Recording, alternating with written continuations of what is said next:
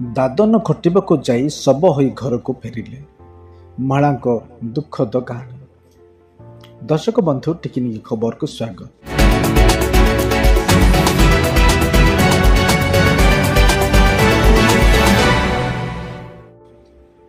ଜୀବିକା ପାଇଁ ପରିବାର ସହିତ କେରଳ ରାଜ୍ୟର ଏର୍ଣ୍ଣାକୁଲମ ଜିଲ୍ଲାକୁ ଦାଦନ ଖଟିବାକୁ ଯାଇଥିଲେ କନ୍ଧମାଳ ଜିଲ୍ଲା ରାଇକିଆ ବ୍ଲକ ମଣ୍ଡାକିଆ ପଞ୍ଚାୟତ ଅନ୍ତର୍ଗତ ପାଜିଗାଲୁ ଗ୍ରାମର ସୁଜାତା ନାୟକ। ସୂଚନା ଅନୁସାରେ ସାମନ୍ତ ନାୟକ ଦୀର୍ଘ ବର୍ଷ ହେବ ନିଜ ପରିବାର ସହିତ କେରଳ ରାଜ୍ୟର ଏର୍ଣ୍ଣାକୁଲମ ଜିଲ୍ଲାର ପରାମ୍ବାବୁ ଅଞ୍ଚଳରେ ମୋଡିକାଲ ସ୍ଥିତ ମାଓଲତପୁର ଅଞ୍ଚଳରେ ରହି ଭିଞ୍ଜିନାର କେନେଲ ପ୍ଲାଏଉଡ୍ କମ୍ପାନୀରେ ନିୟୋଜିତ ହୋଇ କାମ କରୁଥିଲେ। ପରିବାର ମଧ୍ୟରେ କେବଳ ଏକମାତ୍ର ପୁଅ ରହିଥିବା ବେଳେ ସେ ବିବାହିତ ଅଟନ୍ତି ଓ ତାଙ୍କର ଗୋଟିଏ ପୁତ୍ର ସନ୍ତାନ ମଧ୍ୟ ରହିଛନ୍ତି। ତେବେ ମୃତା ମା ତାଙ୍କ ସ୍ୱାମୀ ମିଶି ପରିଶ୍ରମ କରି ପରିବାର ପ୍ରତିପୋଷଣ କରୁଥିବା ବେଳେ ମୃତା ସୁଜାତା ନାୟକ କୌଣସି ଏକ ହୃତ୍ପିଣ୍ଡ ଜନିତ ରୋଗରେ ପୀଡ଼ିତ ହେଲେ। ପରିବାର ପକ୍ଷରୁ ସେଠାରେ ସ୍ୱାସ୍ଥ୍ୟ କେନ୍ଦ୍ରରେ ଚିକିତ୍ସା ପରେ ଶରୀରର କୌଣସି ସୁସ୍ଥତା ପରିଲକ୍ଷିତ ହେଲା ନାହିଁ ଓ ଚିକିତ୍ସା ଅବସ୍ଥାରେ ସେ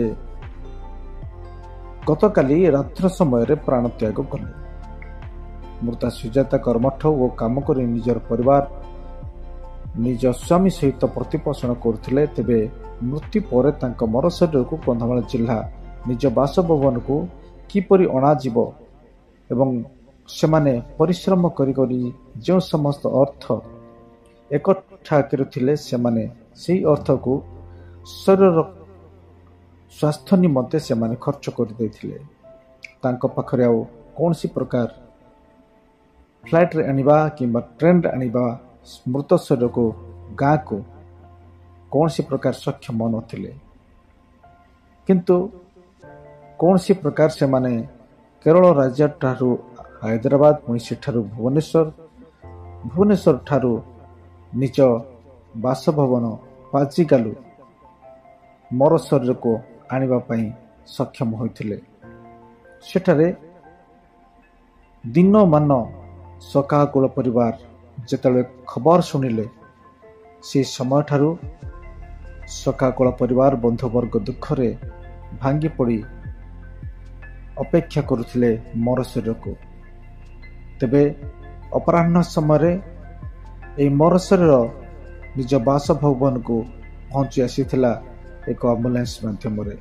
ପରେ ସାମାଜିକ ରୀତିନୀତି ଅନୁସାରେ ଶ୍ମଶାନର ମଧ୍ୟରେ ସଂସ୍କାର କରାଯାଇଥିଲା। ଏହି ଶୋକ ସନ୍ତପ୍ତ ପରିବାର ସହିତ ମୃତ ସୁଜାତା ନାୟକଙ୍କ ପରିବାରର ମା ଭାଇମାନେ ଭାଇ ଭଉଣୀମାନେ ଗ୍ରାମବାସୀମାନେ ତଥା ଅନେକ ସମ୍ପର୍କୀୟ ଉପସ୍ଥିତ ରହି ଶାନ୍ତି ସାନ୍ତ୍ୱନା ଦେଇଥିଲେ। କୋହଭରା କ୍ରନ୍ଦନ ମଧ୍ୟରେ ଫାଟି ପଡ଼ୁଥିଲା ସାରା ଅଞ୍ଚଳ। ଶହ ଶହ ଲୋକମାନେ ଜମା ହୋଇଥିଲେ।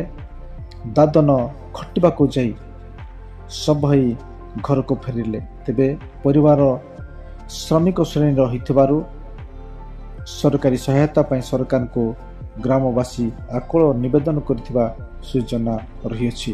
ସେପଟେ ଦାଦନ ଖଟିବାକୁ ଯାଇ ମହିଳା ଜଣକ ଶବ ହୋଇ ଘରକୁ ଫେରିଛନ୍ତି ଏବଂ ଶ୍ମଶାନରେ ସେ ଲୀନ ହୋଇଛନ୍ତି। ପରିବାର ମଧ୍ୟରେ ଦୁଃଖର କାହାଣୀ। ଦର୍ଶକ ବନ୍ଧୁ ଟିକିନିକି ଖବରର ଅଧିକ ଅପଡେଟ୍ ପାଇଁ ଟିକିନିକି ଖବରକୁ ସବସ୍କ୍ରାଇବ୍, ଲାଇକ୍ ଓ ସେୟାର କରିବାକୁ ଭୁଲିବେ ନାହିଁ।